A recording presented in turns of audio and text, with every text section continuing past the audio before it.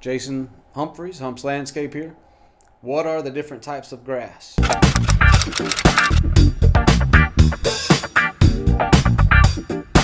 That's today's question. In the upstate of South Carolina, typically about all we see here is fescue, Bermuda, Zoysia, centipede, some St. Augustine, which is similar to centipede. That's the main grasses that we have here. So a little bit about each one. Fescue. People love year-round green grass. I have clients ask me all the time, what's that grass that stays green in January? That's fescue. It could be rye. There is a rye grass that some Bermuda, the summer grass yards, the Bermuda, the Zoysia, the ones that go dormant in the winter, the ones that turn brown in the winter, some of those clients will put rye over their grass, which actually dies in early April when it starts getting warm. So to me, even though this is extra billing, I highly discourage this. Rye is a very dirty seed. It has a lot of weeds with it. When you are seeding, you can't put pre-emergence. Pre-emergence don't discriminate. Any seed that's trying to drop, it doesn't germinate. So you can't put rye and a pre-emergent. So therefore, when you're putting rye and you don't have that pre-emergent there, the other seeds that are blowing in, they're also germinating. So you're going to be more prone to weeds.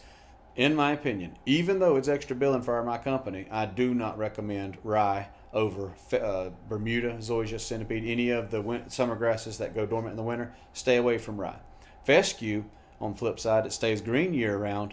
June, July, August, expect it to struggle. It likes cooler temperatures. In the upstate of South Carolina, we reach 100. We have 98 degrees this week. We're in the middle of June.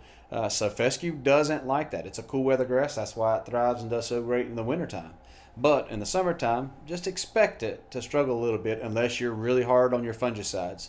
If you stay on top of fungicides and you have a good irrigation system and you're watering 3 to 4 times a week, you could have a decent fescue yard in the summer, but it's going to be expensive. My opinion, my own yard, let it struggle June, July, and August. That's okay. September is when you overseed. Fescue does require overseeding every year, so September is when you overseed. So from September through May, you should expect a really good fescue yard if you have the right watering cycle and the right chemical additives, nitrogen, potassium, phosphorus. So as long as you have all that in line, your fescue should thrive. Fescue does well in shade. It does struggle a little bit more in the full sun. It can handle full sun, but it can handle some decent shade too. Bermudas, Zoysias, you'll notice whenever you sod that day one in the shade, it'll look fine. Year 3, year 4, year 5, it just thins and thins and thins. Those are the types of grasses that you really want full sun for. If you have a good 8 hours of sun, those grasses are gonna thrive there. There are Palisades is a Zoysia. Xeon is a Zoysia, Empire, Diamond. There's a bunch of different types of Zoysias that say they're shade tolerant. From my experience, they're tolerating it, but they don't like it. They want full sun. So just keep that in mind, that if you have some shady spots, what I like to do is make beds. Put shrubs there, put hydrangeas, put azaleas, put akuba, put something, some ferns, some lenten rose, put some things that thrive in the shade. And then if you want that summer grass, then start that where it's going to get 5, 6, 7, 8 hours of sun and it'll last.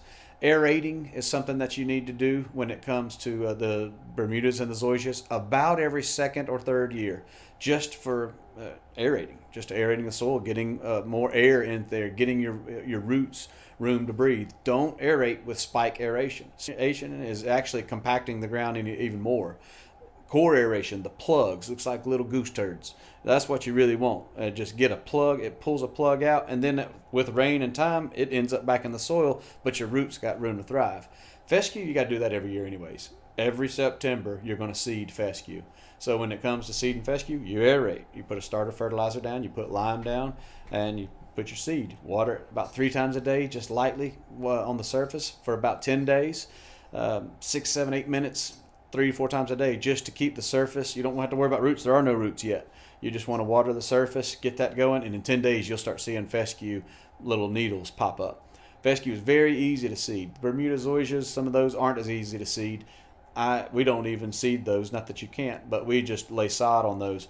Whenever you start to thin out a little bit, let's just say you have some rough dogs in the springtime, May, let it seed out. Don't mow your Bermuda yard for 3 or 4 weeks. You might not like the look of it, but what you're going to do is you're going to start seeing these seed pods. When you start seeing those seed pods, aerate your yard, water it real good, mow it without a bag, don't bag it, and then just blade up those seeds, chop up the seeds, let them fall down, water it real good, and that's another way to, with what you already have in the yard, replenish what you have just from new germination.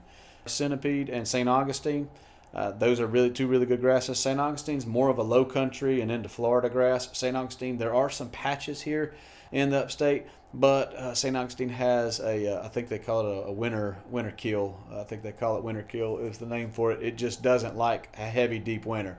Centipede's the easiest grass. If you don't want to fool with your grass, if you don't want to do anything, put your centipede yard out there and it'll take care of itself. Even 2 weeks, no rain, it might struggle. We'll get a good rain, the next day it'll be green. Centipede's very, very low maintenance if you want low maintenance grass. It's not the prettiest, but Zoysia is really popular. It's tough and it's tight and it does well with dogs. That's going to handle the best traffic. Fescue will not handle a lot of traffic. Fescue, you have to water at least 3 to 4 times in the summer. The Zoysias, the Bermudas, you can get by with about 2 good waterings a week. So you don't have to have the same. That's long term. The Bermuda and the Zoysia is cheaper because you don't have to seed every year and you don't have to water as much. And they do fill in gaps. When you get fescue and somebody spins out in your front yard, that fescue's not coming back. That is going to be dead until you seed. Bermuda Zoysia, put some sand in it, water it, it'll start creeping. It creeps and it spreads. So those do recover themselves without having to sod. So that's some of your biggest advantages and disadvantages, reasons to or reasons not to for those specific grasses in the upstate of South Carolina. If you have any questions about any of those or want me to elaborate further, leave a comment. Thank y'all. Hope I helped.